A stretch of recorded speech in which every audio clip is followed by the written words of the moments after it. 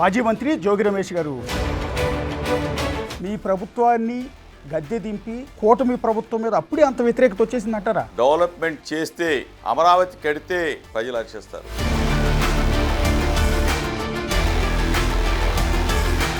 మూడు రాజధానుల ప్రతిపాదనలు తీసుకొచ్చి చివరికి ఏది చేయకపోవటం వల్ల కదా నష్టం జరిగింది. గత 5 సంవత్సరాలు మభ్యపెట్టారు, మాయ చేశారు, అయిపోయింది. భువనేశ్వరి గారిని ఉద్దేశించి వల్లభనేని వంశీ కావచ్చు, అంబటి రాంబాబు కావచ్చు, ఇంకొంతమంది నేతలు చేసిన అసెంబ్లీకి వెళ్ళేది ఇటువంటి పనికిమాలిన మాటలు మాట్లాడే భాష కోసమా? తెలుగుదేశం పార్టీ ఆఫీసు మీద మీ పార్టీ నాయకులు వెళ్ళి దండెత్తి దాడి చేయటం ఒక కారణం అని చెప్తే, దాడి అనే మాట పక్కన పెడితే నిరసన తెలియజేయడానికి వెళ్ళాము అనేది.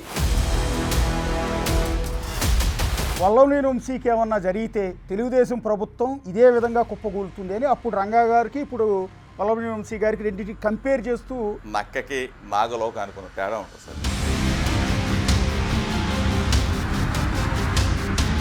ఇక్కడ రాజధాని అక్కర్లేదు, వైజాగే కావాలి మాకు అని కొడాలి నాని లాంటి వారు, బొత్స సత్యనారాయణ గారు అయితే ఇది ఒక శ్మశానం అన్నారు. మా మనసులో ఉన్న ఆవేదన చెప్పొచ్చు, కానీ గొంతెమ్మ కోరికల్లాగా ఉండకూడదు.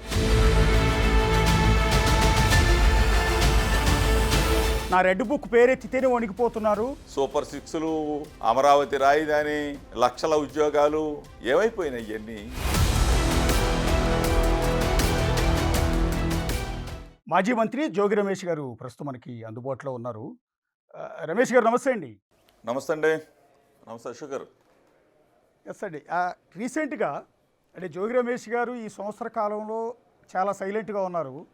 కానీ మొన్న వెన్నుపోటు దినంగా నిరసన తెలియజెప్పే క్రమంలో మరొకసారి ఆ పాత జోగి రమేష్ గారి వాయిస్ వినపడింది. రండి తేల్చుకుందాం దమ్ముంటే అంటున్నారు. ఒకసారి ఆ బయట ప్లే చేస్తాను, దాంతో స్టార్ట్ చేస్తాను. ఒకసారి ప్లే చేయండి. కూడా కార్యాలయాలన్నీ కూడా దిగ్బంధిస్తాం, చంద్రబాబు నాయుడు ఇంటిని కూడా ముట్టడిస్తామని ఎందుకంటే మోసం చేసి మోసగాడిలాగా చంద్రబాబు నాయుడు 420 వాగ్దానాలు చేసి అన్నం పెట్టిన వాళ్ళని బయలువరంలో ఓడిపోయావు కదరా దిక్కుమాలనేదవా. ఇక్కడికి వచ్చి మేము అన్నం పెడితే, మేము జెండా ఇస్తే, మా ఫ్యాన్ గుర్తిస్తే నువ్వు ఎమ్మెల్యే అయినవి ఎదవి. నువ్వు జగన్ గారి గురించి మాట్లాడతావా? నీకు ఒకటే చెప్తా ఉన్నా, నువ్వేదో వాగావు కదా మహానాడులో, దమ్ముంటేరా. ఏదో నా కొడుకుని జైలుకి పంపించారు, నన్ను జైలుకి రెడీగా ఉన్నావు. నీలాంటి పనికి మాలిన వాళ్ళని, చంద్రబాబు నాయుడు లాంటి తుక్కులక్క వాళ్ళని ఎదుర్కోవడానికి సిద్ధంగా ఉన్నాం. యా రమేష్ గారు, ఏంటి ఆ ఫైర్ మళ్ళీ చాలా కాలం తర్వాత? యాక్చువల్లీ ఇప్పుడు మీరు అధికారంలో కూడా లేరు, ఓ పక్క రెడ్ బుక్ అరెస్టులు నడుస్తూ ఉన్నాయి. అశోక్ గారు, గత సంవత్సర కాలంగా నేను ఎక్కడికి వెళ్ళా. ఇబ్రహీంపట్నం నాది, నా స్వగ్రామం, నేను ఇక్కడే ఉన్నాను. నేను ఎక్కడికి కూడా నా ఊరు వదిలిపెట్టి కూడా వెళ్ళా. అన్ని కార్యక్రమాల్లో కూడా నేను పాల్గొంటూనే ఉన్నా. అంటే మరీ ముఖ్యంగా బలహీన వర్గాలకు సంబంధించిన ప్రతి కార్యక్రమంలో కూడా వాళ్ళు ఆహ్వానిస్తూ ఉన్నారు, నేను పాల్గొంటూనే ఉన్నా. పార్టీ కార్యక్రమాలన్నింటిలో కూడా ఇన్వాల్వ్ అవుతూనే ఉన్నాం. అంటే సంవత్సర కాలంగా జరిగిన పరిస్థితులన్నీ కూడా ప్రజలకి తెలియజెప్పటం. అంటే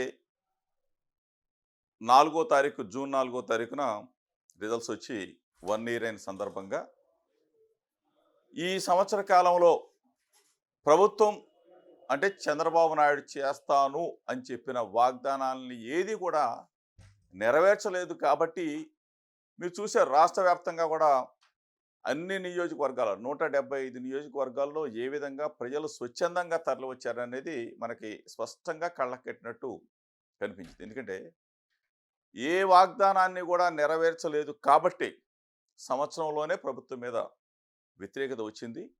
ఆ వ్యతిరేకత ప్రజా వ్యతిరేకతే ఆ విధంగా ముందుకి వెళ్ళింది. మీరు చూశారు క్లియర్గా.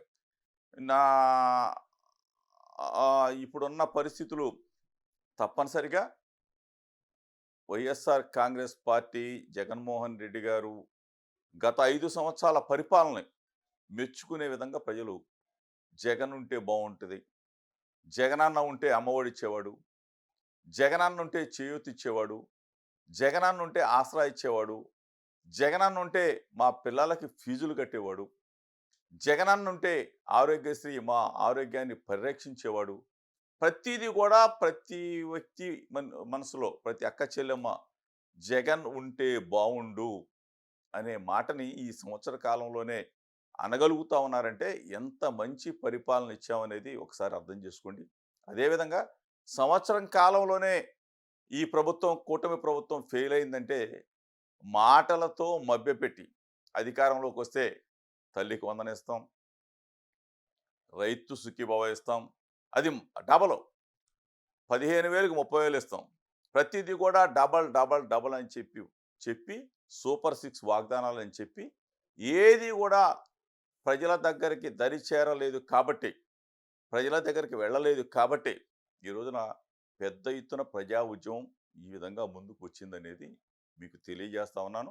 రేపు రాబోయే రోజుల్లో మరింతగా ఈ ప్రజా ఉద్యమం, ప్రజా వ్యతిరేకత, ఈ ప్రభుత్వం మీద ప్రజా వ్యతిరేకత విపరీతంగా పెరుగుతూ ఉంది. అంటే వీళ్ళు సరిగ్గా ఏది కూడా అమలు చేయలేము అంటే సరిగ్గా 365 రోజుల క్రితం మీ ప్రభుత్వాన్ని గద్దె దింపి 151 సీట్ల నుంచి 11 సీట్లకు పరిమితం చేసిన జనంలో మళ్ళీ 164 సీట్లతో అఖండ విజయాన్ని ఇచ్చిన కూటమి ప్రభుత్వం మీద అప్పుడే అంత వ్యతిరేకత వచ్చేసిందంటారా? అంటే ప్రాక్టికల్గా మాట్లాడుకుందాం. అంటే అశోక్ గారు వచ్చిందా రాలేదా అనేది మీకు కూడా ఒక సర్వే ఉంటుంది, మీ ఛానల్ కూడా ఒక సర్వే ఉంటుంది. ఒక్కసారి ప్రజల్లోకి వెళ్ళమనండి. ప్రజల్లోకి వెళ్తే జగన్ ఉంటే బాగుండు, జగన్ ఉంటే మాకు ఇది చేసేవాడు అని అన్న మాటలు అంటున్నారా లేదనేది ఒకసారి సూపర్ 6 వాగ్దానాలతో ప్రజల ముందుకు వచ్చి ప్రజల ఓట్లు వేసుకున్న తర్వాత ఈ సంవత్సర కాలంలో వాళ్ళు ఏ వాగ్దానాన్ని అమలు చేశారో ఒకసారి స్పష్టంగా చెప్పమనండి.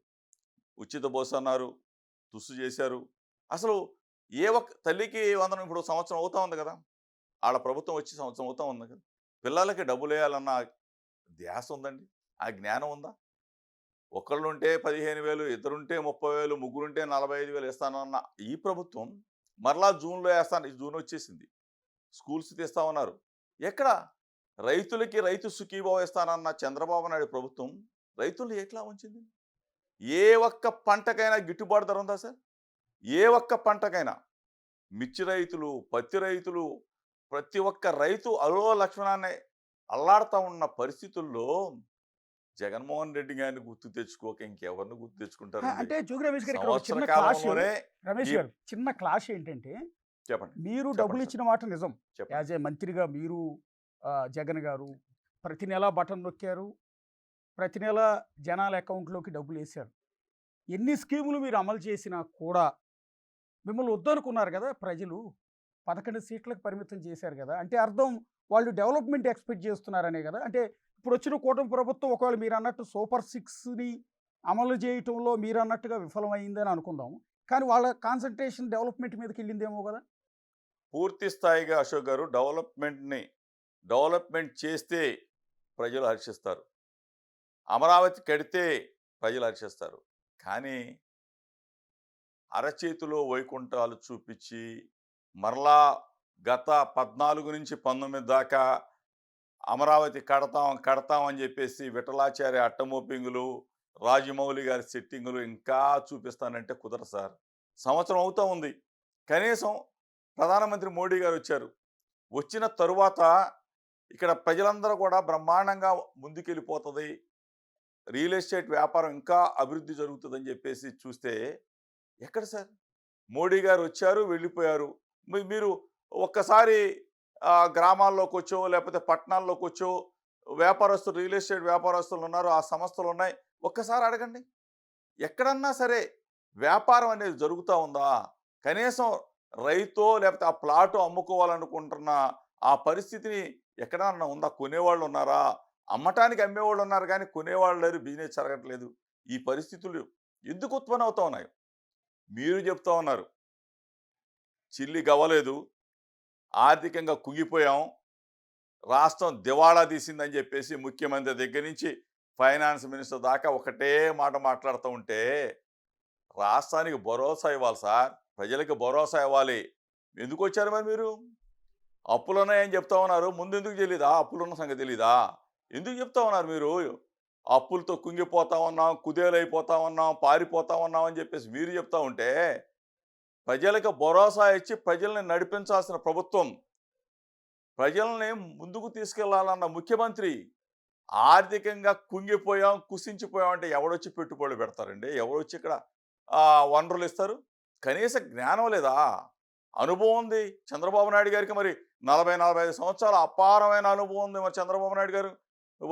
గద్దెనెక్కిన తర్వాత 3 నెలల నుంచే మొదలు పెట్టేశారు. అమరావతి కట్టలేమంటారు, అమరావతి ఊబిలో కూరుకుపోయిందంటారు, అమరావతిలో నీళ్ళు వచ్చేసిందంటారు, అమరావతిలో నీళ్లు తోడాలంటారు. ఇదండి గత 5 సంవత్సరాలు మభ్యపెట్టారు, మాయ చేశారు, అయిపోయింది. మరలా 3 పార్టీలు, జాతీయ పార్టీ, ప్రాంతీయ పార్టీలు, 30 మంది నాయకులు కలిసి గెలిచారు. ఓకే, కాదనంట్లా. ఓకే, మీరు మంచి పరిపాలన ఇస్తారని ప్రజలు హర్షించారు. మేము కూడా చూస్తా ఉన్నాం. మేము కూడా ఇక్కడే పుట్టి పెరిగాం కదా. అమరావతి రాజధాని బ్రహ్మాండంగా కడతాడని ఎప్పుడు కడతాడని మేము ఎదురు చూస్తా ఉన్నాం. అంటే కానీ మీరు కృష్ణా ఏమీ జిల్లా లేదు. ఎస్ సార్, జోగి రమేష్ గారు, మీరు కృష్ణా జిల్లా వాస్తవ్యులు. ఒక మాట సూటిగా, చెప్పండి సార్. మొన్నటి ఎన్నికల్లో పరాభవానికి, ఓటమికి ఈ రాజధాని అంశం కూడా కారణం కాదా? అంటే రాజధానిలో నిర్మాణ పనులు పూర్తిగా ఆపివేసి 3 రాజధానుల ప్రతిపాదనలు తీసుకొచ్చి చివరికి ఏది చేయకపోవటం వల్ల కదా నష్టం జరిగింది. మీ 5 ఏళ్లలో అమరావతి పనులు కంటిన్యూ చేస్తుంటే బాగుండేది అని అనిపించట్లేదు మీకు? 100కి 100 పాళ్ళు చెప్తాం అశోక్ గారు. ఇక్కడ పుట్టి పెరిగాం కాబట్టి అమరావతి రాజధాని ఇక్కడ ఉంటే బాగుండు అని చెప్పేసి మేము 100% 100కి 100 పాళ్ళు మార్కులు వేస్తాం. ఎందుకంటే ఇప్పుడు కూడా చెప్తా ఉన్నాం, అమరావతి రాజధాని ఇక్కడే కట్టండి, ఇక్కడ కడితే మేము హర్షిస్తామని చెప్పి చెప్తా ఉన్నాం. మేము పూర్తి స్థాయిలో మద్దతు ఇస్తామని కూడా చెప్తా ఉన్నాం. కానీ అరచేతిలో వైకుంఠాలు చూపిస్తుందని చెప్తా ఉన్నాం సార్. మీరు అశోక్ గారు, గత 5 సంవత్సరాలు అయిపోయింది, ఇప్పటికి ఇంకో సంవత్సరం అయింది, 6వ సంవత్సరం, 7వ సంవత్సరం అడుగు పెడతా ఉన్నాం. అడుగు పెడతా ఉన్నా కానీ అడుగులు పడట్లేదు. ఇంకా ఎన్నాళ్ళు మభ్య పెడతారు? ఇంకా 50,000 ఎకరాలు, 40,000 ఎకరాలు కావాలని చెప్పేసి రైతుల్ని మళ్ళీ మభ్యపెట్టి మోసం చేసే కార్యక్రమాలు ఎక్కడ సార్? తీసుకున్న రైతులకి మనం నమ్మకం కలిగించలేకపోయాం, భరోసా ఇవ్వలేకపోయాం. ఇంకా 40,000 ఎకరాలు, 50,000 ఎకరాలు కావాలని చెప్పేసి మళ్ళీ రైతులను తీసుకొని మళ్ళీ వాళ్ళను మోసం చేసే కార్యక్రమాలు ఎక్కడండి? ఇవన్నీ కూడా పనులు ప్రారంభించండి, పనులు చేయండి, అమరావతి కట్టండి, అభివృద్ధి చేయండి. మేము కూడా ఇక్కడ పుట్టి పెరిగాం కాబట్టి తప్పనిసరిగా మద్దతుగా నిలబడతామని చెప్తా ఉన్నాం. అంటే మరి గత 5 ఏళ్ల పాటు ఎందుకు అమరావతిని నిర్మాణ పనులు పూర్తిగా ఆపివేసి, ఎందుకు మొత్తం ఒక అడవిలాగా తయారైపోయింది కదా? రైతులు ఇచ్చిన భూములు మొత్తం కూడా ముళ్ళ కంపలతో మొలిచిపోయి, నిర్మాణ పనులు 90% కంప్లీట్ అయిన భవనాలన్నీ కూడా అలాగే ఉండిపోయి, పునాదుల స్థాయిలో ఉన్న వాటిల్లో మొత్తం వరద నీరంతా కూడా చేరిపోయి అంత భయంకరంగా తయారైపోయిన సందర్భంలో మీరు మంత్రిగా ఉన్నారు, అదే క్యాబినెట్లో మీకు కూడా పాత్ర ఉంది. మరి మీ నాయకుడికి మీరు ఎందుకు చెప్పలేదు, ఇది అమరావతి రాజధాని, దీన్ని మనం కన్స్ట్రక్షన్ చేద్దాము, దీని పనులు ప్రారంభిద్దామని? అమరావతి రాజధాని ఎక్కడికి వెళ్ళలేదండి. అమరావతి రాజధానే. కానీ కరోనా కష్టకాలం వల్ల 2 సంవత్సరాల పాటు ఆర్థిక ఇబ్బందుల వల్ల స్కీమ్స్ అన్నీ కూడా, ప్రతి స్కీమ్ కూడా ప్రజల దగ్గరికి వెళ్ళే క్రమంలో జగన్మోహన్ రెడ్డి గారు మొట్టమొదటి కార్యక్రమం తీసుకున్నారు కాబట్టి, ఆ కుటుంబం బాగుపడాలనే ఉద్దేశంతో ముందుకెళ్ళారు కాబట్టి అమరావతి పనుల్ని చేపట్టలేకపోయాం. కానీ అమరావతి రాజధాని కాదు అని చెప్పేసి ఎప్పుడు కూడా చెప్పలేదు. తప్పనిసరిగా అమరావతికి కావాల్సిందే, అమరావతి డెవలప్ చేయాల్సిందే అని చెప్పేసి మేము తప్పనిసరిగా అడిగాము. ఇవాళ కూడా చెప్తా ఉన్నాం, అమరావతి రాజధానిని మేము అందరం కూడా అంగీకరిస్తున్నాం, కానీ పనులు మొదలు పెట్టండి, అంతేగాని రైతులని వంచవద్దని చెప్పేసి మీ ద్వారా తెలియజేస్తాం. అమరావతికి మద్దతు ఇస్తున్నాం అంటున్నారు. గతంలో కూడా జగన్ గారు ప్రతిపక్ష నేతగా 2014-19 మధ్యలో ఉన్నప్పుడు కూడా అసెంబ్లీలో మాట్లాడు, మీరు కూడా ఆ రోజు అసెంబ్లీలోనే ఉన్నారు. అప్పుడు ఆయన అన్నది, మేము మద్దతు ఇస్తున్నాం, మీరన్న మాటే అన్నారు, మేము మద్దతు ఇస్తున్నాం, కాకపోతే కనీసం 30,000 ఎకరాలన్నా సేకరించండి, రాజధాని ఇక్కడే ఏర్పాటు చేయండి, నా ఇల్లు కూడా నేను ఇక్కడే కట్టుకున్నాను, చంద్రబాబు నాయుడికి ఇల్లు కూడా లేదు, సో రాజధాని ఎక్కడికి పోదని ఆ రోజు హామీ ఇచ్చారు. కానీ అధికారంలోకి వచ్చిన వెంటనే 3 రాజధానుల ప్రతిపాదన తీసుకొచ్చి అమరావతిని కేవలం శాసన రాజధాని అన్నారు. ఎగ్జిక్యూటివ్ క్యాపిటల్ అంతా కూడా వైజాగ్ నుంచి ఉంటుంది, న్యాయ రాజధాని కర్నూలులో ఉంటుంది అని చెప్పారు. దానివల్ల కదా మీరు ఇందాక అన్న రియల్ ఎస్టేట్ పడిపోయింది, పెట్టుబడులు రాలేదు అని. అప్పుడు ఈ నష్టం అంతా అప్పటి నుంచి కూడా జరుగుతూనే ఉంది కదండి. ఒక్కసారి మీరు అశోక్ గారు గత 5 సంవత్సరాల పరిపాలనలో రియల్ ఎస్టేట్ వ్యాపారం చూడండి. రియల్ ఎస్టేట్ రంగానికి సంబంధించిన వ్యాపారస్తులతో మీరు మాట్లాడండి, ఆ సంస్థలతో మాట్లాడండి. మా ప్రభుత్వంలో జగన్మోహన్ రెడ్డి గారి ప్రభుత్వంలో రియల్ ఎస్టేట్ వ్యాపారం బాగుందా? ఇప్పుడు చంద్రబాబు నాయుడు గారు వచ్చిన తర్వాత ఈ సంవత్సర కాలంలో రిజిస్ట్రేషన్స్ ఏమి జరిగినాయి, ఎక్కడ కొనుగోలు జరిగినాయి, రిజిస్ట్రేషన్ శాఖ ఆదాయం ఎంత ఒక్కసారి మీరు బేరీ చేయండి. అంటే నమ్మకం ఉండాలి సార్. ఎక్కడో ఆకాశానికి నిచ్చెనలేద్దాం, 2050 గురించి ఆలోచిద్దాం, ఇది కాదండి. ఇప్పుడు చంద్రబాబు నాయుడు గారికి నిజంగానే విజన్ ఉండుంటే, విజయవాడ గుంటూరు మధ్య క్యాపిటల్ పెట్టుంటే, నాగార్జున యూనివర్సిటీ దగ్గర ఈ పాటికి మొత్తం కూడా కలిసిపోయేవాళ్ళం కదండి. అంటే విజన్ అనేది ఇంకా సుదూర తీర ప్రాంతం ఏదన్నా 2050కో తీసుకెళ్ళిపోయి ఈరోజు లక్షల కోట్లు తీసుకెళ్ళి మనం అంతా పెట్టాల్సిందే కదండి. కనీసం ఆయన మరి రాజకీయ అనుభవం ఉంది, పరిపాలనా దక్షుడు అంటారు, మరి ఎందుకు విజన్ లేదండి? ఇప్పుడు కూడా స్టిల్ ఈ రోజున మనం అప్పులు తీసుకొస్తున్నాం, పెడుతున్నాం. ఓకే, ఎప్పటికి మనం కంప్లీట్ చేయగలుగుతాం? ఎప్పటికి ముందుకు వెళ్ళగలుగుతాం? ఒకసారి ఆలోచన చేసుకోండి. అంటే ఇప్పటికే recent గా లోకేష్ అమరావతి గారు అమరావతి అనే మాట ఎస్ సార్, లోకేష్ గారు ఒక కామెంట్ చేశారు, మీకు బాగా నోటెడ్ అయి ఉంటుంది. పెట్టుబడి పెట్టేవాళ్ళు కానీ, రియల్ ఎస్టేట్ పెట్టుబడులు పెట్టేవాళ్ళు కానీ, లేకపోతే ఒక అమరావతిలో ఒక ఫ్లాటు లేకపోతే ఒక స్థలమో కొనటానికి వచ్చేవాళ్ళు నెక్స్ట్ మళ్ళీ జగన్ రాడు అధికారంలోకని ఒక బాండ్ రాసిస్తారా అని అడుగుతున్నారంట. మళ్ళీ జగన్ వస్తాడేమోనని భయంతో పెట్టుబడులు పెట్టట్లేదు అన్న మాట లోకేష్ గారు అన్నారు రీసెంట్గా. అంటే లోకేష్ గారికి కూడా లోకేష్ కూడా భయం ఉన్నట్టే కదండి. అంటే మేము ఒకటే చెప్తా ఉన్నాం, ఇప్పుడు స్టిల్ చెప్తా ఉన్నాం, అమరావతి రాజధాని ఎక్కడికి పోదు. రేపు మేము అధికారంలోకి రాబోతా ఉన్నాం, జగన్మోహన్ రెడ్డి గారు ముఖ్యమంత్రి అవ్వబోతా ఉన్నాడు.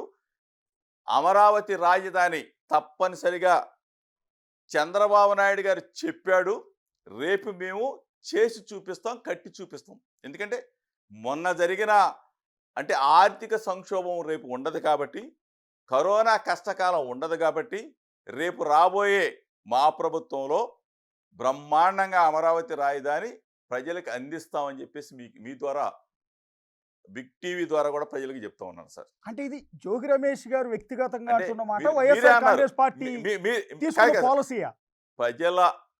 ప్రజల మనసుల్లో ఉన్న భావాన్ని, అంటే ఎన్నికల్లో ప్రజలు ఇచ్చిన తీర్పుని ఎవరైనా గౌరవించాల్సిందే సార్. ఎందుకంటే మననం చేసుకోవాలా. ఇప్పుడు క్షేత్రస్థాయిలో ప్రజలు మనల్ని 3 రాజధానులు అన్న తర్వాత ఏ విధంగా మనకి వాళ్ళు ఇచ్చిన జవాబు ఏంటి, వాళ్ళు మనకి ఇచ్చిన తీర్పు ఏంటి, దాన్ని ఆలోచన చేసుకొని ఏ పార్టీ అయినా కూడా సమీక్ష చేసుకోవాల్సింది. అట్లాగే మేము కూడా సమీక్ష చేసుకుంటాం. తప్పనిసరిగా మా జగన్మోహన్ రెడ్డి గారు రేపు రాబోయే రోజుల్లో ఈ ప్రాంతానికి, మా ప్రాంతానికి, మన ప్రాంతానికి బ్రహ్మాండంగా అభివృద్ధి చేయబోతా ఉన్నారు. అమరావతి రాజధాని ఆయన చేతుల మీదగానే కట్టి తీరుతామని చెప్పేసి ఇక్కడ ప్రజలకు కూడా తెలియజేస్తా ఉన్నాం. మీరు మాట్లాడింది మొత్తం రికార్డెడ్గా ఉంటుంది జోగి రమేష్ గారు. 100% మాట్లాడింది రికార్డెడ్గా ఉంటుంది. రాసుకోండి సార్. మీరు రేపొద్దున మీ కాన్ఫిడెన్స్ని బట్టి ఒకవేళ మీరు మళ్ళీ ప్రభుత్వం అధికారంలోకి వచ్చిన తర్వాత మళ్ళీ ఇదే ప్రశ్న మిమ్మల్ని అడుగుతాం. కానీ మీరు అన్నదాన్ని చాలా కాన్ఫిడెంట్గా 100% చెప్తున్నారు. ప్రజలు తీర్పు ఇచ్చారు కాబట్టి 100% చెప్తా ఉన్నా అశోక్ గారు.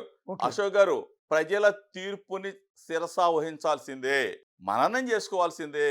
ఎందుకంటే ప్రజలు వాళ్ళ భావాన్ని వ్యక్తపరిచారు, ఏది ఓటు ద్వారా. దాన్ని మేము గౌరవిస్తాం, 100% గౌరవించాల్సిందే. పార్టీల పరంగా ఇది జరగాల. జరిగిన తర్వాత మొన్న ఈ మధ్యగా జగన్మోహన్ రెడ్డి గారు కూడా చెప్పడం కూడా జరిగింది, విజయవాడ గుంటూరు మధ్య రాజధాని ఈ పార్టీ కట్టుంటే, అంటే మనం శంకుస్థాపన చేస్తుంటే ఈ పార్టీకి మొత్తం ట్విన్ సిటీస్ అంటే కూడా కలిసిపోయేయండి. అంటే విజన్ ఉంది, నాకేదో నేనేదో పెద్ద గొప్పవాడిని, లేకపోతే 2050 తీసుకొచ్చి ఇక్కడ పెడతాను, అది కుదరదు సార్. ఇది ఈ రోజున డెవలప్మెంట్ కావాలా. ప్రజలకి కోరుకునేది ఏంటి? రైతులు భూములు ఎందుకు ఇచ్చారు? ఎప్పుడో నేను 2050లో చేస్తానంటే ఎట్లా కుదురుతుంది? ఇది కుదరదు సార్.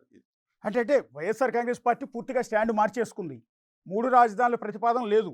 ఒకవేళ వైఎస్ఆర్ కాంగ్రెస్ ప్రభుత్వం అధికారంలోకి వచ్చినా 3 రాజధానులు పేరెత్తరు, కేవలం అమరావతి రాజధాని అంటారు, అంతేనా? నేను ఒకటే చెప్తాను, అమరావతి ప్రాంతాన్ని, అమరావతి రాజధానిని ఇక్కడ జగన్మోహన్ రెడ్డి గారి నేతృత్వం, చంద్రబాబు నాయుడు గారు మాటలు చెప్పాడు, జగన్మోహన్ రెడ్డి గారు నెరవేర్చి తీరుతాడు. 100% ఇది రేపు రాబోయే మా ప్రభుత్వంలో నెరవేరుస్తాం. ఇక్కడ ప్రజలు కోరుకునే విధంగానే రాజధాని నిర్మాణం జరుగుద్ది. ఇక్కడ కోరుకున్న ప్రజలు ఏ విధంగా వాళ్ళ మదిలో రాజధాని కావాలి, మా పిల్లల భవిష్యత్తు కావాలని కోరుకున్నారో అది వైఎస్ఆర్ కాంగ్రెస్ పార్టీ జగన్మోహన్ రెడ్డి గారి నేతృత్వంలో జరుగుతుంది. అంటే మీ ఉద్దేశంలో 3 రాజధానుల నిర్ణయం అనేది పార్టీకి నష్టం చేకూర్చింది. మొన్నటి ఎన్నికల్లో దెబ్బతినటానికి కూడా కారణం అదేనని ఒప్పుకుంటున్నారా? అది ఒక కారణం, అంటే అది ఒక కారణం అయి ఉండొచ్చు, కానీ అదే కారణం అని చెప్పేసి నేను అన్నాను. అంటే ఇక్కడ ఇక్కడ పుట్టి పెరిగాం కాబట్టి ఇక్కడ వ్యక్తిగా నాకు బాధ ఉండొచ్చేం, కానీ అదే కారణం అని చెప్పేసి నేను పార్టీ మీద దాన్ని నేను రుద్దడం జరగదు. ఎందుకంటే నా భావం అది. ఎందుకంటే ఇక్కడ ఇక్కడ ప్రజలం కాబట్టి రాజధాని మన దగ్గరే ఉంటే బాగుండు, మన పిల్లలు రేపు భవిష్యత్తు మనకు బాగుంటుందని చెప్పేసి మేమందరం కూడా కళ్ళగంటాం. 100% ఓటమిలో ఇదొక భాగం, ఓటమిలో ఇదొక భాగం మాత్రమే. అంటే మీరు ఈ మాట అంటున్నారు, కృష్ణా జిల్లా వాస్తవ్యుడిగా నాకు ఈ ఈ ప్రాంతం మీద, ఈ జిల్లా మీద ప్రేమ ఉంటుంది, రాజధాని ఇక్కడ ఉండాలని కోరుకుంటున్నాను. కానీ మీ సహచర మంత్రి కొడాలి నాని లాంటి వారు అప్పుడు మీరు అధికారంలో ఉన్నప్పుడు ఇచ్చిన కామెంట్ ఏంటంటే రాజధాని అవసరం లేదు, ఇక్కడ ఎవరూ కోరుకోవట్లా, కేవలం కమ్మవాళ్ళు మాత్రమే బాగుపడతారు అక్కడ రాజధాని ఇక్కడ నిర్మాణం చేయటం వల్ల కమ్మవాళ్లే భూములు ఇచ్చారు, వాళ్లే రియల్ ఎస్టేట్ వ్యాపారం చేస్తున్నారు, వాళ్లే బాగుపడతారు, ఇక్కడ రాజధాని అక్కర్లేదు, వైజాగే కావాలి మాకు అని కొడాలి నాని లాంటి వారు ఇదే కృష్ణా జిల్లాకు సంబంధించిన నేత చాలా సీరియస్గా చాలా సందర్భాల్లో చెప్పారు. బొత్స సత్యనారాయణ గారు అయితే ఇది ఒక శ్మశానం అన్నారు. ఇప్పుడు కొన్ని వాళ్ళ వ్యక్తిగతమైన అభిప్రాయాలకి, అంటే నా వ్యక్తిగత అభిప్రాయాన్ని పార్టీ మీద రుద్దకూడదు, నాని వ్యక్తిగతమైన అభిప్రాయానికి పార్టీ మీద రుద్దకూడదు, బొత్స గారి వ్యక్తిగత అభిప్రాయాన్ని పార్టీ మీద రుద్దకూడదు. మా భావాన్ని వ్యక్తీకరించవచ్చు, మా మనసులో ఉన్న ఆవేదన చెప్పొచ్చు, కానీ నానికి అట్లా ఉండొచ్చేమో. నాకైతే ఇక్కడ పుట్టి పెరిగాం, రాజధాని ఇక్కడ ఉండాలనే మేము కోరుకుంటాం. మా పిల్లల భవిష్యత్తు మాకు కావాలి కదా. ఇక్కడ ఇక్కడ ప్రజలందరూ కూడా బ్రహ్మాండంగా ఎక్కడో మద్రాసులో ఉండేవాళ్ళం, మద్రాసులో నుంచి కర్నూలు పోయాం, కర్నూలు నుంచి హైదరాబాద్ వచ్చాం, హైదరాబాద్లో తంతే మళ్ళీ ఇక్కడికి వచ్చామంటే కొంచెం ఆనందపడతాం కదా. కట్టాలనే కోరుకుంటా ఉన్నాం, కానీ విఠలాచారి అట్టమోపింగులు, రాజమౌళి సెట్టింగులు మాత్రం కాదు సార్. త్వరితగతిన కట్టండి, హర్షిస్తాం. అంటే అంతేగాని మీరు నేను రాజధాని పేరుతో మీరు నేను గోడౌన్ కట్టుకుంటే మీరు అన్నట్టుగా తేలిగ్గా కట్టిపడేయచ్చు, కానీ రాజధాని అనేది తరతరాలు ఉండాల్సింది కదండి. భవిష్యత్తు తరాలు, ఇప్పుడు మన జనరేషన్ కాదు కదా, మన తర్వాతి జనరేషన్, ఆ తర్వాతి జనరేషన్, ఇట్లా భావితరాలు రాజధానిని గుర్తుపెట్టుకోవాలి. హైదరాబాద్ స్థాయిలో, ఒక చెన్నై స్థాయిలో, ఒక బెంగళూరు స్థాయిలో డెవలప్ కావాలి అంటే విస్తీర్ణం చాలా పెద్దగానే ఉండాలి కదా, దాని విజన్ అనేది లాంగ్ విజనే ఉండాలి కదా. ఓకే సార్, కాదని నేను అంటలా. రాజధాని పేరు చెప్పుకొని వ్యాపారం చేయొద్దు సార్, రాజధాని పేరు చెప్పుకొని వ్యాపారం చేయొద్దు, దయచేసి చెప్తా ఉన్నాయి. ఇక్కడ ప్రాంతంలో మేము ఉన్నాం కాబట్టి ఒకటే చెప్తాం. ఓకే, అంటే చంద్రబాబు నాయుడు గారు కుప్పంలో ఇల్లు కట్టారు, కట్టుకోలేదు సార్. లేకపోతే రాజధానిలో రేపు ఇల్లు కడుతున్నాడు, కట్టడా? అంటే దానికి ఏమన్నా కొలబద్ద ఉంటుందా? దానికి కూడా ఒక టైం బాండ్ ఉంటుంది కదా, టైం పీరియడ్ ఉంటుంది. సంవత్సరంలో కట్టుకోవాలి ఇల్లు, లేకపోతే సంవత్సరం 3 నెలలు కట్టాలా ఉంటుంది కదా. ఇప్పుడు 2050లో కట్టాలంటే ఇచ్చిన రైతులు ఏమైపోతారండి? ఇక్కడ సపోర్ట్ చేసిన ప్రజలంతా ఏమైపోతారు? ఒకటి గుర్తుపెట్టుకోండి సార్, మనకి విజన్ ఉండొచ్చు, అంటే లేకపోతే చెన్నై లాగానో లేకపోతే హైదరాబాద్ ఉండొచ్చు, కానీ గొంతెమ్మ కోరికల్లాగా ఉండకూడదు. అశోక్ గారు, దయచేసి ఒక 5 సంవత్సరాల పీరియడ్ లేదు, 6 సంవత్సరాల పీరియడ్, దాన్ని తీసుకోవాలి తప్ప నేను మొత్తం కూడా తీసుకొచ్చి ఇక్కడ కొల్లగొట్టేస్తాను, ఇక్కడ వ్యాపారం చేస్తాము, 4-5 సంవత్సరాలకి 4-5 కంపెనీలకి మేము కాంట్రాక్ట్లు ఇచ్చేస్తాం, వాళ్ళ నుంచి మేము ఇది కాదండి. ఇది విజన్, ఇది వ్యాపారం చేసి డబ్బులు సంపాదించే తెలివితేటలు కాదు కావాల్సింది, మనసు ఉండాలా. నేను ఒకటే అడుగుతా ఉన్నాను, 14 నుంచి 19 దాకా చంద్రబాబు నాయుడు గారి ప్రభుత్వం అధికారంలో ఉంది, కనీసం వెళ్తానికి మనకు వేవుందండి? మీరు కూడా వచ్చి ఉంటారు కదా అసెంబ్లీకి, కనీసం దారేశారు సార్? ఎక్కడ సార్ ఇది? మీరే చెప్తా ఉన్నారు 5 సంవత్సరాల పాటు కనీసం మనం వెళ్తానికి ఒక వే లేదు, కరకట్ట మీద వెళ్ళాలా? దాన్ని మరి విజన్ అంటారా సార్? అది దాన్ని విజన్ అంటారా? అంటే మళ్ళీ అదే ప్రశ్న మళ్ళీ మీ దగ్గరికి వస్తుంది. మళ్ళీ వాళ్ళు కోచింగ్ చేసేది ఏంటంటే, అంటే నేను అంటున్నది కాదు, వాళ్ళు మళ్ళీ మిమ్మల్ని అదే కోచ్లు అడుగుతున్నారు, మరి మీరేం చేశారు అని కదా. సరే, మేము రోడ్డు వేయలేదు, మీరేం చేశారు అని. సరే, కరోనా 2 ఏళ్ళు పోయింది అనుకుందాం, మిగిలిన 3 ఏళ్ళు ఉంది కదా, 3 ఏళ్లలో ఒక్క ఇటుకన్నా వేశారు అమరావతిలో అని ప్రశ్న మీకు వస్తుంది కదా రివర్స్లో. 100% సార్. ఇందాక మీకు కొంచెమే చెప్పా మీకు అశోక్ గారు, మేము దృష్టి పెట్టలేదు కాబట్టి ప్రజలకు మా ప్రజలు తీర్పు ఇచ్చారు. ఆ తీర్పుని శిరసా వహిస్తాం. తప్పనిసరిగా పార్టీలో కూడా చర్చ జరుగుద్ది. మేము ఒకటే చెప్తాం. చంద్రబాబు నాయుడు గారు మాటలతో చెప్పాడు. రేపు జగన్మోహన్ రెడ్డి గారు చేసి తీరుతాడు. జగన్మోహన్ రెడ్డి గారి నాయకత్వంలోనే అమరావతి సాధ్యం అవుద్ది. అమరావతి రాజధాని కట్టి తీరుతాం. అంటే మరలా అమరావతి చెప్తాం రైతులు కదా, నమ్ముతారో తప్పకుండా మిమ్మల్ని? అంటే 5 ఏళ్ల పాటు అమరావతి 100 రైతులు టెంటేసి 100% కూర్చొని సార్. ధర్నాలు చేశారు. అమరావతి రైతులు పాదయాత్ర చేశారు. పాదయాత్ర తిరుపతి దర్శనానికి వెళ్తుంటే మీ పార్టీ నాయకులు ఎక్కడికక్కడ అడ్డుకునే ప్రయత్నం చేశారు. కొన్నిసార్లు కొన్ని చోట్ల దాడులు కూడా చేశారు.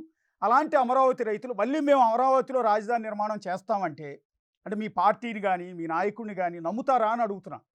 2019లో ఎవరు గెలిచారు సార్ తాటికొండలో? మేమే మీరే. కదా!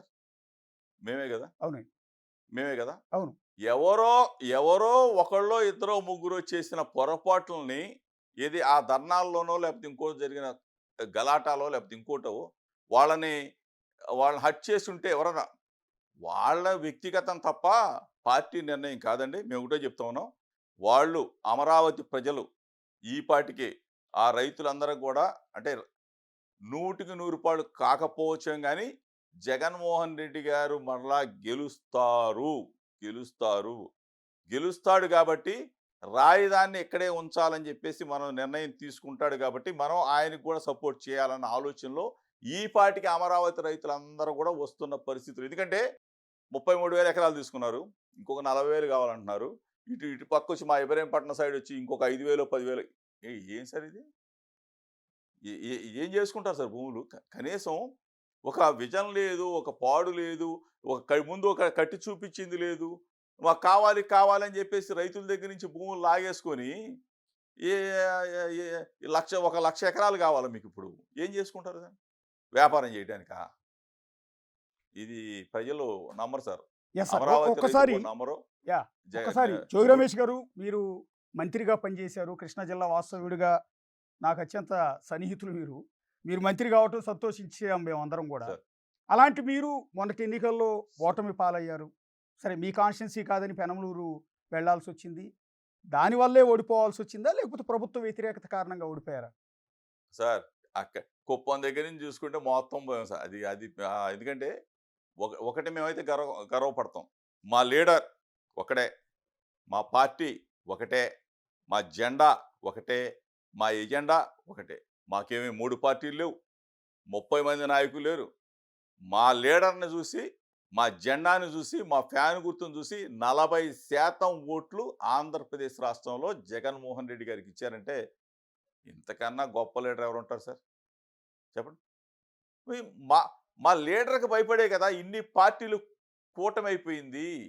జాతీయ పార్టీలు, ప్రాంతీయ పార్టీలు, జాతీయ పార్టీలో మోడీ గారి దగ్గర నుంచి, అమిత్ షా గారి దగ్గర నుంచి, నడ్డా గారి దగ్గర నుంచి, విహెచ్‌పి దగ్గర నుంచి, ఆర్ఎస్ఎస్ దగ్గర నుంచి, బజరంగ దళ్ దగ్గర నుంచి, తెలుగుదేశం పార్టీలో చంద్రబాబు నాయుడు, లోకేష్, పురంధరేశ్వరమ్మ, భువనేశ్వరం ఇంతమంది లీడర్ 30 మంది లీడర్స్ వచ్చి ఒక్కడే కదా సార్ మా లీడర్ ఒక్కడే జగన్. Yes sir. ఆయన్ని ఎదుర్కోవటానికి ఇంతమంది వస్తే మాకు గర్వకారణం కదా 40% ఓటు యెస్ సార్. బ్యాంక్. అంటే ఓటమి ఒక మంత్రిగా ఉన్న మీరు ఓటమి అయిన తర్వాత మీ కొడుకు విదేశాల్లో చదువుకుని వచ్చిన మీ అబ్బాయి, మంచి భవిష్యత్తు ఉన్న మీ అబ్బాయి జైల్లో కటకటాలు లెక్క పెట్టాల్సిన పరిస్థితి. ఒక తండ్రిగా మీ కొడుకు జైలు లోపలికి వెళ్తుంటే ఏ తండ్రి చూడకూడని దృశ్యం, ఇబ్బందికరమైన దృశ్యం. ఆ రోజు మీ సతీమణి కన్నీళ్లు పెట్టింది కూడా నేను చూశాను నిజంగా. ఏ తల్లి కూడా తన కొడుకుని జైలు లోపలికి వెళ్తుంటే తట్టుకోలేదు. ఎలా దాన్ని ఎలా రిసీవ్ చేసుకున్నారండి? మీ బిడ్డ ఎందుకు జైలుకి వెళ్ళాల్సి వచ్చింది అంటే? సరే ఇదొక అంటే ఎవరికి జరగకూడదు అంటే యాక్చువల్గా నన్ను అరెస్ట్ చేస్తారని చెప్పేసి నేను భావించాను తప్ప ఏదో ఒక తప్పుడు కేసులో నా కొడుకుని ఇరికించారు, ఇట్లా ఇరికిస్తారు, పిల్లల జోలికి వస్తారని చెప్పేసి నేనైతే అనుకోలే. సరే వచ్చారు. నరకం అంటే నరకం అంటే రాజకీయాల్లో చిన్నప్పటి నుంచి ఉన్నాం కాబట్టి కొడుకు దగ్గరికి వచ్చేసరికి బాగా ఇబ్బంది పడ్డాం, నరకం అనుభవించాం. ఒక 10 రోజుల పాటు దేవుడు ఉన్నాడు కాబట్టి మంచి జరిగింది. 100% మంచే జరుగుతుంది. ఇది రాష్ట్ర ప్రజలంతా కూడా చూశారు. ఎందుకంటే నా మీద కక్ష ఉండొచ్చు. నేనేదో చంద్రబాబు నాయుడు గారి ఇంటి దగ్గరికి ధర్నా చేయడానికి వెళ్ళాను, నా మీద కక్ష పెట్టుకోవచ్చు. సుప్రీంకోర్టు దాకా వెళ్ళాం, బెయిల్ తెచ్చుకున్నాం. ఇది అసలు కారణం లేని కేసు సార్ ఇది. మీరెట్లా ఒక స్థలం కొనుక్కుంటారో అదే విధంగా నేను కొనుక్కుంది నా పిల్లోడి పేరు మీద పెట్టుకున్నాం. దాన్ని కూడా అంటే చిలవలు పలవలు చేసి రాజకీయాల్లో ఉన్నాం కాబట్టి, నా మీద కక్ష ఉంది కాబట్టి, జోగి రమేష్‌ని ఏదన్నా చెయ్యాలి కాబట్టి నా కొడుకుని ఈ విధంగా చేయటం మంచి పద్ధతి కాదు ఇది. ఇది మీకు చంద్రబాబు నాయుడు గారికి పిల్లోడున్నాడు. లోకేష్‌కి పిల్లోడున్నాడు. సరే చూద్దాం. రాజకీయాలు ఆళ్ళు ఉంటారు, మేము ఉంటాం, అందరం ఉంటాం కాబట్టి రాజకీయాలనేది సహజమే కాబట్టి భరించాం, బాధపడ్డాం, మరలా నిలదొక్కుంటాం, మరలా ప్రజలకు సేవ చేస్తూనే ఉంటాం సార్. అంటే మీరు ఫిక్స్ అయ్యారా మిమ్మల్ని ఖచ్చితంగా అరెస్ట్ చేస్తారు అని? అంటే రెడ్ బుక్ రాజ్యాంగం నడుస్తోంది అని మీ పార్టీ నేతలు పదే పదే చెప్తున్నారు. సో ఆ రెడ్ బుక్‌లో మీ పేరు కూడా ఉందని మీరు ఫిక్స్ అయ్యారా ముందే? ఒక్కటి మాత్రం చెప్తున్నాను సార్. చిన్నప్పుడు అంటే నిక్కర్లేసుకున్న దగ్గర నుంచి రాజకీయాల్లో ఉన్నా.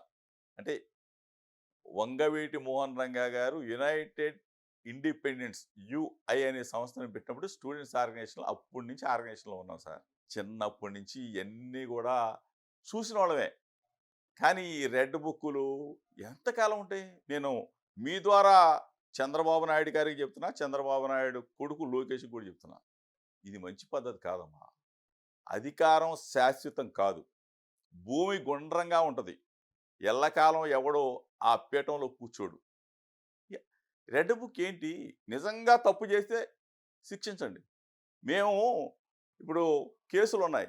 ఆ కేసుల్లో ఆల్టర్ చేసి, సెక్షన్‌లేసి, పాత కేసులన్నీ కూడా తోడి, ఇది సంవత్సరం పాటు మీరు పరిపాలన చేయమని మీకు ప్రజలు మంచి మ్యాండేట్ ఇస్తే, 164 సీట్లు ఇస్తే, రెడ్ బుక్ ఏందిది? మంచి పరిపాలన చేయండి. సూపర్ 6 అన్నారు. ఆ వాగ్దానాలు నెరవేర్చండి. అమరావతి రాజధాని కొట్టండి. నేను సపోర్ట్లు కొడతా, జేజేలు పలుకుతాయి. ఏందిది? తప్పుడు కేసులు పెట్టి నిర్బంధించాలా? ఇయన్నీ అంటే శాశ్వతం కాదు. జోగి రమేష్ గారు, అంటే లోకేష్‌కి కూడా చెప్తా ఉన్నా. వైఎస్ఆర్ కాంగ్రెస్ పార్టీ మొన్నటి ఎన్నికల్లో ఓడిపోవటానికి కొన్ని కారణాలు, మీరు ఇందాక రాజధాని గురించి మాట్లాడుకున్నాం మనం, అదొక కారణం. అలాగే భువనేశ్వరి గారిని ఉద్దేశించి వల్లభనేని వంశీ కావచ్చు, అంబటి రాంబాబు కావచ్చు, ఇంకొంతమంది నేతలు చేసిన కామెంట్స్ ఒక కారణం అని చెప్తూ ఉంటారు. తెలుగుదేశం పార్టీ ఆఫీసు మీద మీ పార్టీ నాయకులు వెళ్ళి దండెత్తి దాడి చేయటం ఒక కారణం అని చెప్తే, ఈ లిస్టులో మీరు ఒక 30 కార్లలో అనుచరులందరినీ కూడా తీసుకుని చంద్రబాబు ఇంటి ముందుకెళ్ళి చేసిన గొడవ, అంటే ఒక విధంగా చంద్రబాబు నాయుడు ఇంటిపై దాడి కూడా నష్టం చేకూర్చింది, ఓటమికి అది కూడా ఒక కారణం అనే అనేది ఇప్పటివరకు నడుస్తున్న డిస్కషన్. యాక్సెప్ట్ చేస్తారా? 100కి 100 రూపాయలు తప్పు అని చెప్తాను సార్. ఓకే. ఎందుకంటే దాడి అనే మాట పక్కన పెడితే నిరసన తెలియజేయడానికి వెళ్ళాము అనేది 100కి 100 రూపాయలు కరెక్ట్. ఎందుకంటే గౌరవ ముఖ్యమంత్రి, ఆనాటి ముఖ్యమంత్రి జగన్మోహన్ రెడ్డి గారిని ఉద్దేశించి ఈనాటి స్పీకర్ స్థానంలో కూర్చున్న అయ్యన్న పాత్రుడు మాట్లాడిన భాష ఒకసారి మీరు ప్లే చేయండి. నా కొడక, అట్ట నా కొడక, ఇట్ట నా కొడక అని అసలు ఎంత రాజకీయాల్లో మనం వినకూడని భాషని అటువంటి పెద్ద మనిషి మాట్లాడొచ్చా సార్? అటువంటి అయ్యన్న పాత్రుడు గారు మాట్లాడి మా మనసును హర్ట్ చేస్తే, చంద్రబాబు నాయుడు గారి ఇంటి దగ్గరికి వెళ్ళి నిరసన తెలియజేస్తేనన్న ఆ చంద్రబాబు నాయుడు గారు ఆ అయ్యన్న పాత్రుడికి గడ్డి పెడతాడు, బుద్ధొచ్చేటట్టు చేస్తాడని చెప్పేసి ఆ ఉద్దేశంతో ఆ రోజున మేమే దాడి చేయడానికి ఇబ్రహీంపట్నం నుంచి వెళ్ళామండి. దాడి చేసేవాడు ఇబ్రహీంపట్నం నుంచి వెళ్తారా? ఇబ్రహీంపట్నం నుంచి కరకాట దాకా వెళ్ళాలంటే గంట సమయం పట్టింది సార్. నేను నిరసన తెలియజేయడానికి వెళ్తే నా మీదే ఆ రోజు దాడి జరిగింది. సరే అది ఓకే, దాడి చేశారు, నా మీద దాడి చేశారు, నా కారు అద్దాల పగలు కొట్టారు, మా వాళ్ళు కొట్టారు. సరే ఆ కేసుకు సంబంధించి ఆ రోజు ఉన్న కేసుని మళ్ళీ ఆల్టర్ చేశారు, మమ్మల్ని సుప్రీంకోర్టు దాకా లాగారు, బెయిల్ తెచ్చుకున్న ఇవన్నీ. అంటే ఇది కరెక్టా అని అడుగుతా ఉన్నా రాజకీయాల్లో. అంటే ఆ రోజు మీరు ఆ వెళ్ళింది కేసులు కాదు ఇప్పుడు కాదు. ఆల్టర్ చేసి ఆ రోజు సెక్షన్స్ మీరు కారులో మీరు అధికారంలో ఉన్నారు యాక్చువల్లీ. ఆయన ప్రతిపక్ష నాయకుడుగా ఉన్నారు. సో ఆయన ఇంటి మీదకి మీరు ఆ కాన్వాయ్‌తో వెళ్ళిన పర్పస్ వేరే అయ్యి ఉండొచ్చు. కానీ జనాల్లోకి బాగా నెగెటివ్‌గా పోలా? ఒక చంద్రబాబు నాయుడు ఇంటి మీదకి జోగి రమేష్ గారు ఈ రకంగా మంది మార్పులంతో వెళ్ళిపోతారా అనేది. అంటే అదే భువనేశ్వర్ గారిని ఉద్దేశించి అది మీ పార్టీ నాయకులు ఆ రకంగా కించపరిచేలా భాష మాట్లాడినా, చంద్రబాబు నాయుడు గారు పార్టీ ఆఫీసులో కూర్చుని కన్నీళ్లు పెట్టుకున్నారు గానీ, జగన్ గారి ఇంటి మీదకి ఎవరిని పంపలేదు కదా! లేదా వైఎస్ఆర్ కాంగ్రెస్ పార్టీ ఆఫీస్ మీదకి దాడి కోసం ఎవరిని పంపలేదు కదా! దాడి అనే మాటని పక్కన పెట్టండి సార్ అశోక్ గారు. ఓకే. నేను 30 కార్లలో వెళ్ళిన మాట అది వాస్తవం కాదు, అబద్ధం. నేను ఇబ్రహీంపట్నం నుంచి బయలుదేరి నా అంచులతో వెళ్ళింది 4 వెహికల్స్. ఓకే. ఇప్పుడు మీరు కూడా చూస్తుంటారు. కరకట్ట మీద కార్లన్నీ నాయ అనుకుంటే ఎట్లా సార్ అది? తప్పు ఓకే. కదా! మీరు అది మీ ఇంకోటి కూడా ఖాతాలో చెప్తా పడిపోయినాయి ఉన్నారు. అవన్నీ. చంద్రబాబు నాయుడు చంద్రబాబు నాయుడు గారి సతీమణిని అని అన్నారు అని చెప్పేసి ఆ మాట ఏదన్నా ఒకవేళ అంటే అది 100కి 100 పాళ్ళు. నేను కాదు. నా కుటుంబ సభ్యులు కూడా, నా భార్య కూడా ఆ రోజు ఒకవేళ ఆ విజువల్ చూసిన ప్రతి ఒక్కళ్ళు కూడా తప్పు మమ్మల్ని అడిగారు. మమ్మల్ని నిలదీశారు. అసెంబ్లీకి వెళ్ళొసి మమ్మల్ని అడిగారు. నా భార్య అడిగింది నన్ను. మీరు అసెంబ్లీకి వెళ్ళేది ఇటువంటి పనికిమాలిన మాటలు మాట్లాడే భాష కోసమా? అటువంటి మాట మాట్లాడొచ్చా? చంద్రబాబు నాయుడు గారి భార్యను ఉద్దేశించి మాట్లాడొచ్చా అని చెప్పి మమ్మల్ని అడిగారు. మేము తలదించుకునే పరిస్థితి. కానీ కొంతమంది చేసిన పనుల వల్ల పార్టీకి నష్టం కలిగి ఉండొచ్చు. వాళ్ళ వల్ల కలిగి ఉండొచ్చు, నా వల్ల కలిగి ఉండొచ్చేమో లేవో, కానీ కొన్ని విషయాల్లో తప్పును తప్పుగానే ఖండించుకోవాలా. దీన్ని మేమందరం కూడా బేరీజ్ చేసుకోవాలి. ఓటమిలో కారణాలు ఉంటాయి. ఇది కూడా కారణం అవ్వచ్చు. లేకపోతే నేను అయ్యన్న పాత్రుడు గారు ఇట్లా అన్నారని చెప్పేసి నేను ఆవేదన చెంది నేను బాధపడి చంద్రబాబు నాయుడు గారి ఇంటి దగ్గరికి నిరసన తెలియజేయడానికి వెళ్తే దాన్ని తీసుకెళ్ళి ఆ ఖాతాలో ఇచ్చాము. అది కూడా తప్పు అవ్వచ్చు. కానీ మేము కూడా దాన్ని ఆత్మ పరిశీలన చేసుకుంటున్నామండి అశోక్ గారు. అంటే 100% వల్లభనేని వంశీ గారు, భువనేశ్వర్ గారు తప్పుగానే చేసిన ఖండించాల్సింది. కామెంట్స్, అసెంబ్లీలో అంబటి రాంబాబు గారు చేసిన కామెంట్స్ ఖచ్చితంగా పార్టీకి నష్టం చేకూర్చాయా అని యాక్సెప్ట్ చేస్తున్నారా?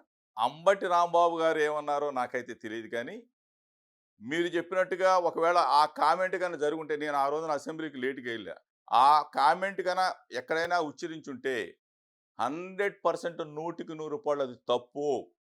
పార్టీకి అది అది ఒక మంచిది కాదు. ఎందుకంటే పార్టీలో ఉన్న వ్యక్తులు ఒకవేళ వ్యక్తిగతంగా లేకపోతే పార్టీ పరంగా ఏదైనా చంద్రబాబు నాయుడు గారి మీదో లోకేష్ మీద ఏదైనా ఉంటే వాళ్ళని మాట్లాడాలి, కానీ ఇంట్లో ఉన్న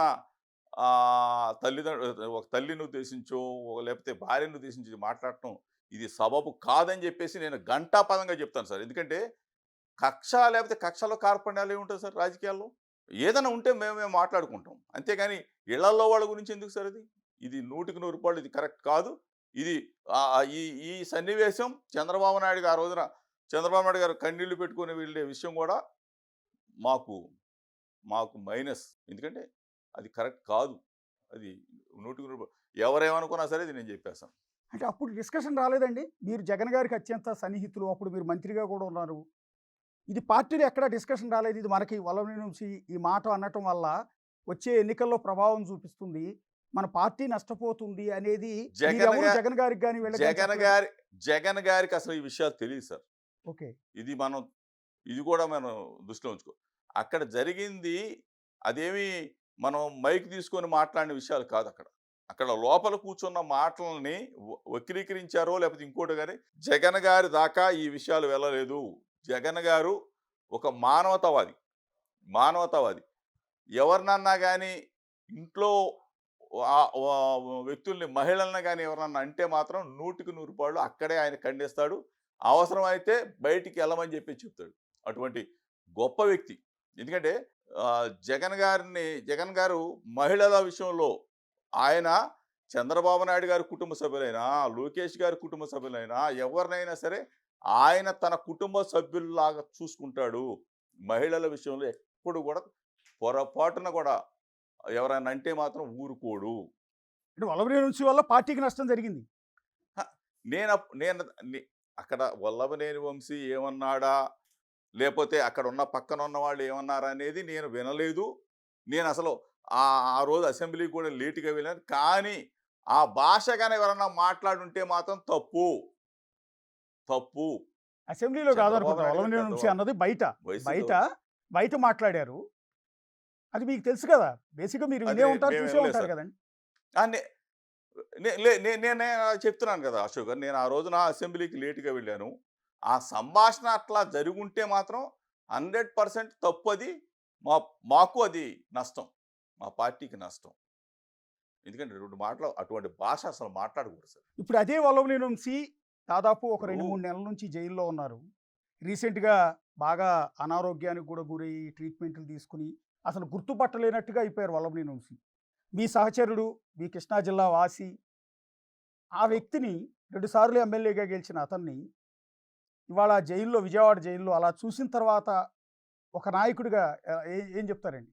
చాలా బాధాకరం విషయం సార్. ఎందుకంటే కక్ష సాధింపులు ఇటువంటి కరెక్ట్ కాదండి. ఎందుకంటే ఆహ్, ఒక కేసు పెడితే బెయిల్‌తో బయటకొస్తాం.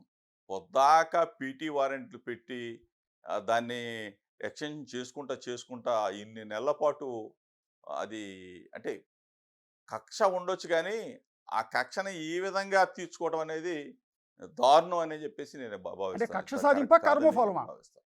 మేమైతే వంశీ మీద కక్ష సాధింపే అని అనుకుంటున్నాం.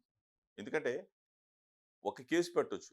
ఆ కేసు బెయిల్ తీసుకొని బయటకు. కానీ పీటీ వారెంట్లు యేసుకుంటా ఇన్ని నెలల పాటు అతన్ని ఇబ్బంది పెట్టడం, అతను అనారోగ్యం పాపం హాస్పిటల్‌లో చాలా జైల్‌లో ఇబ్బంది పడతా ఉన్న పరిస్థితులు. హాస్పిటల్‌లో కూడా తీసుకురాకుండా వెంటనే క్షణాల్లో చూయించి తీసుకెళ్ళిపోవటం ఇది కావాలని చేస్తున్న కుట్ర.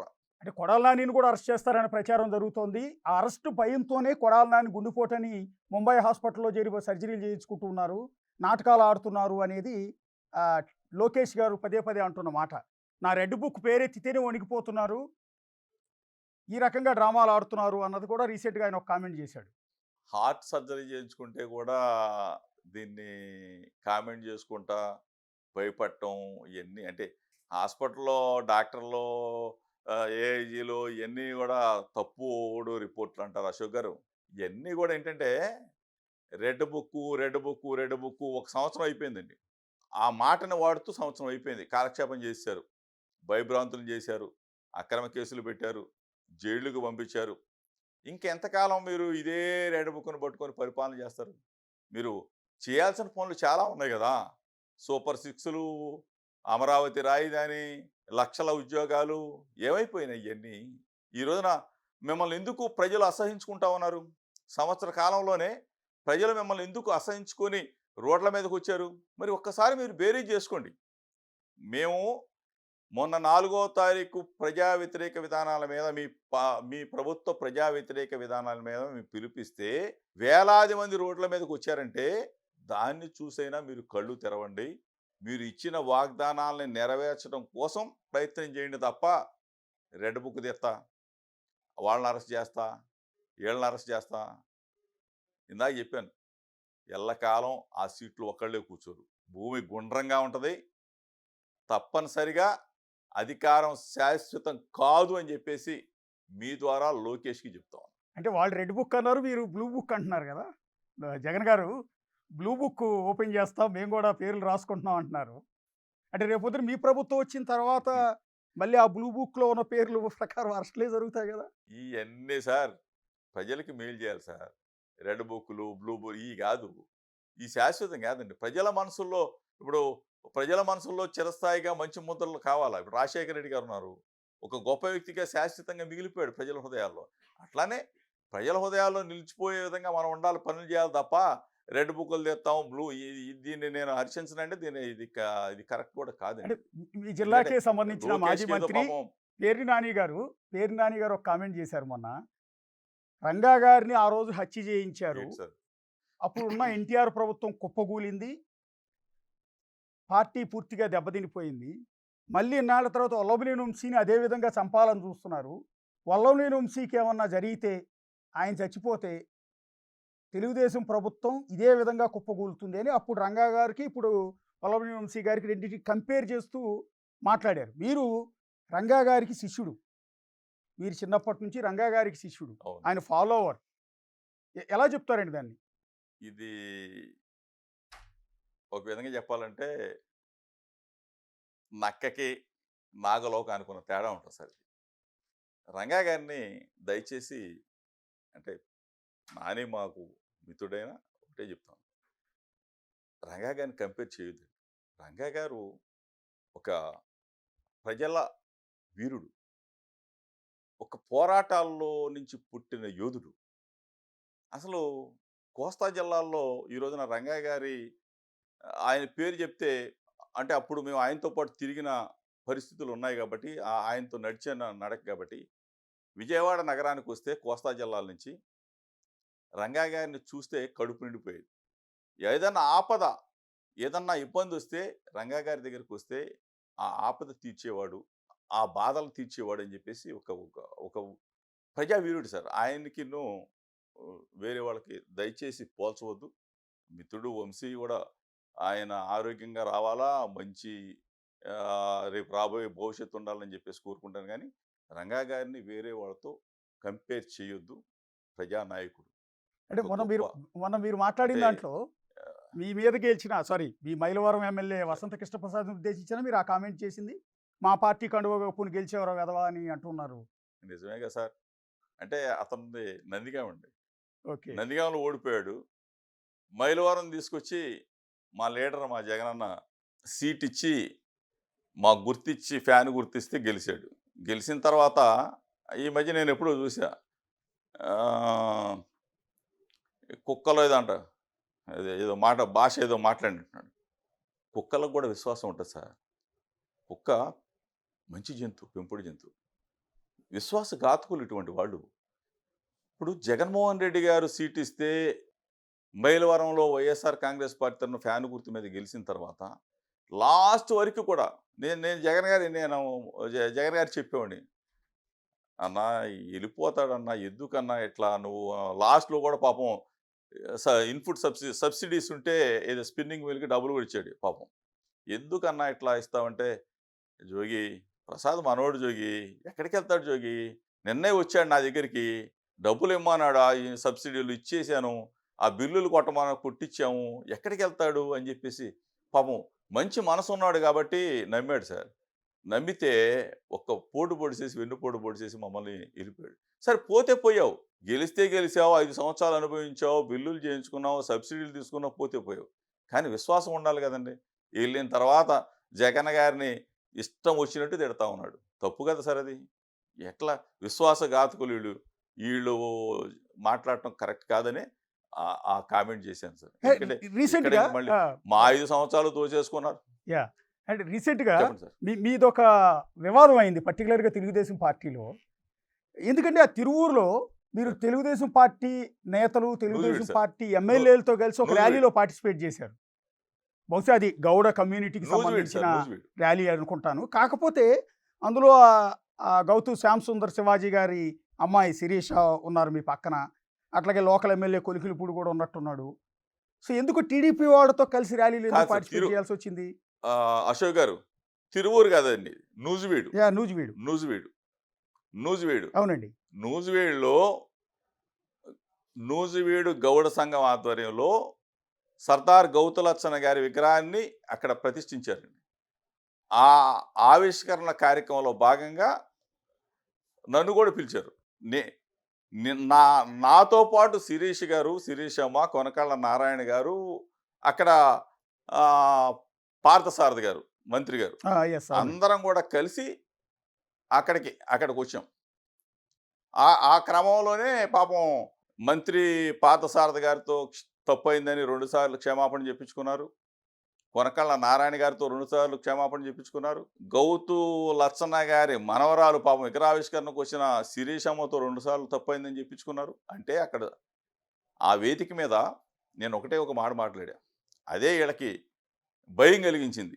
ఎందుకంటే సర్దార్ గౌతు లచ్చన్న గారి శత జయంతి ఉత్సవాలని ఉమ్మడి రాష్ట్రంలో హైదరాబాద్ నడిబొడ్డులో రవీంద్ర భారతిలో ఆ కార్యక్రమాన్ని ఏర్పాటు చేసింది ఆనాటి ముఖ్యమంత్రి డాక్టర్ వైఎస్ రాజశేఖర రెడ్డి గారని చెప్పేసి నేను ఆ సభలో చెప్తే జనమంతా కూడా హర్షధ్వానాలు చేశారు. పాపం ఆ మాటకి జీర్ణించుకోలేక వీళ్ళందరితో కూడా తప్పైందని చెప్పించారు. ఏం పాపం చేశారని చెప్పేసి వీళ్ళు క్షమాపణ చెప్పారు నాకైతే తెలియదండి. అది నాకు కూడా ఒక బీసీ వ్యక్తిగా నాకైతే వాళ్ళని చూసి జాలేసింది, బాధ కలిగింది. అంటే టీడీపీలో ఏం ప్రచారం జరిగింది అంటే, టీడీపీ కావచ్చు, కూటమి 3 పార్టీల్లో కూడా ఏం డిస్కషన్ జరిగింది అంటే, కేసులకు భయపడి, మిమ్మల్ని అరెస్ట్ చేస్తారని భయపడి, తెలుగుదేశం పార్టీలో చేరేందుకు జోగి రమేష్ విశ్వ ప్రయత్నాలు చేశారు. అందులో భాగంగానే ఇలా కలిసి ర్యాలీలో పాల్గొన్నారు అనేది ఒక డిస్కషన్. అది ఆరోపణ అయి ఉండొచ్చు. దానికి కూడా చెప్తాను అశోక్ గారు. అది పార్టీకి సంబంధించిన ర్యాలీ కాదు, గౌడ సంఘానికి సంబంధించిన ర్యాలీ. ఆ ర్యాలీలో మా గౌడ కులస్తులకు సంబంధించిన జెండాలు తప్ప తెలుగుదేశం పార్టీకి సంబంధించిన జెండాలు లేవు.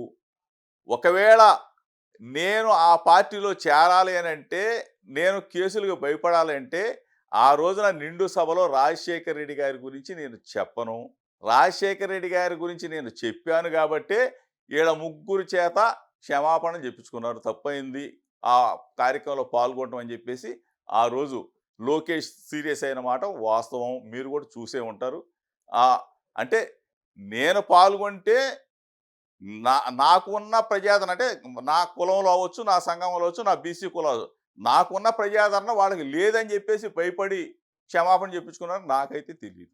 Yes sir. ఒకటి కన్క్లూడ్ చేసే ముందు, మీ పార్టీలో నంబర్ 2గా ఉన్న చెప్పండి సార్. విజయసాయి రెడ్డి గారు జగన్ గారిని వదిలి, పార్టీని వదిలి కంప్లీట్ నేను వ్యవసాయం చేసుకుంటానని వెళ్ళిపోయారు. అదేమంటే మొన్న రీసెంట్గా చేసిన కామెంట్ ఏంటంటే, నన్ను ఆ జగన్ గారి చుట్టూ ఉన్న ఒక కోటరీ నన్ను అవమానించింది, నన్ను 2వ స్థానం నుంచి 2000 స్థానానికి పడేశారు, ఆ గౌరవం లేకే, నన్ను అవమానాలు భరించలేకే పార్టీ నుంచి వెళ్ళిపోయాను నేను అనేది ఆయన అన్నమాట. ఆ రోజున జగన్మోహన్ రెడ్డి గారు సాయిరెడ్డి అన్నకి ఎంత ఇంపార్టెన్స్ ఇచ్చారనేది అందరికీ తెలుసండి. ఈ రోజున బయటకు వచ్చిన తర్వాత అంటే అక్కడున్న సన్నివేశం, పరిస్థితులు నాకైతే తెలియదు, కానీ లీడర్ని లీడర్గానే గౌరవించాలా. సాయిరెడ్డి గారు కూడా బయటకు వచ్చిన తర్వాత జగన్మోహన్ రెడ్డి గారు మరలా ముఖ్యమంత్రి కావాలని చెప్పేసి ఆయన కోరుకున్నాడు. డెఫినెట్గా చెప్తా ఉన్నాను, విజయసాయిరెడ్డి గారు కోరుకున్నట్టుగానే జగన్మోహన్ రెడ్డి గారు మరలా ముఖ్యమంత్రి అవుతారని మాత్రం అయితే నేను చెప్పగలను సార్. ఆయన మళ్ళీ పార్టీలోకి వచ్చే అవకాశం ఉంటుందా మరి? ఒక కామెంట్ సార్, ఎందుకు సార్ అయ్యింది అశోక్ గారు? సరే సరే, ఓకే. చివరిగా ఒక్క మాట జోగి రమేష్ గారు, బేసిక్గా మీరు గత 5 ఏళ్లలో చాలా అగ్రెసివ్ లీడర్లు, వైఎస్ఆర్ కాంగ్రెస్ పార్టీ తరఫున అగ్రెసివ్ లీడర్లలో మీరు ఒకరు. జగన్ గారి మీద ఈగ వాలనీయకుండా ఎప్పుడైనా సరే మాటలతో విరుచుకుపడే వాళ్ళలో, పార్టీకి రక్షణ కవచంలా నిలిచిన వాళ్ళలో మీరు ఒకరు. కానీ అదే క్రమంలో మీరు తెలుగుదేశం పార్టీ నేతల్ని విమర్శించే క్రమంలో వాడిన మీ భాష తప్పు అని ఎప్పుడైనా రిగ్రెట్ అయ్యారా? అలా నేను మాట్లాడకుండా ఉండాల్సిందేమోనని. సార్ నేను ఒకటే చెప్తాను, నేను ఎవరిని అంటే నన్ను నేనే నమ్ముకుంటాను సార్. చిన్నప్పటి నుంచి అంతే. నాకు ఒక అడుగు రంగా గారితో పడిన తర్వాత, ఆ తర్వాత డైరెక్ట్ నాకు రాజశేఖర్ రెడ్డి గారు సార్. నేను ఎవరిని నమ్ముకోను, ఎవరి మీద ఆశ పెట్టుకోను. నా నమ్మకమే మీరు చూస్తుంటారు నా వ్యక్తిగత. నేను అడుగుపెట్టిన తర్వాత యువజన కాంగ్రెస్ జిల్లా మొత్తం కూడా ఏ విధంగా అయితే నేను రాజశేఖర రెడ్డి గారు ప్రతిపక్షంలో ఉన్నప్పుడు ఆయన పాదయాత్రలు అవ్వచ్చు, లేకపోతే ఇంకోటి 100కి 100 పాడు చెప్తా ఉన్నాను, తెలుగుదేశం పార్టీ జగన్మోహన్ రెడ్డి గారి పట్ల ఎప్పుడైనా సరే, ఏ విధంగా అయినా సరే స్పందిస్తే మాత్రం 100కి 100 పాళ్ళు జగనన్నకి రక్షణ కవచంలాగా జోగి రమేష్ ఎప్పుడు ఉంటాడు. థ్యాంక్ యూ జోగి రమేష్ గారు. సది జోగి రమేష్ గారు అనేక అంశాలు ఓకే సార్. మనతో షేర్ చేసుకున్నారు. పార్టీ పరాభవానికి సంబంధించి, పార్టీకి జరిగిన నష్టం గురించి అనేక అంశాలను కొండబద్దలు కొట్టినట్టుగా మాట్లాడారు. అదే అమరావతి రాజధాని అంశానికి సంబంధించి కూడా ఆయన చాలా కీలకమైన వ్యాఖ్యలు చేశారు. భవిష్యత్తులో 3 రాజధానులు కాదు, అమరావతిలోనే రాజధాని నిర్మిస్తాము అన్న మాటని ఆయన ఒప్పుకున్నారు. అలాగే భువనేశ్వరి గారి మీద వైఎస్ఆర్ కాంగ్రెస్ పార్టీలో ఉన్న కొంతమంది నేతలు చేసిన కామెంట్స్ వల్ల పార్టీకి నష్టం జరిగిన మాట వాస్తవం అనేది జోగి రమేష్ గారు అంటున్నమాట. చూస్తూనే ఉండండి బిగ్ టీవీ.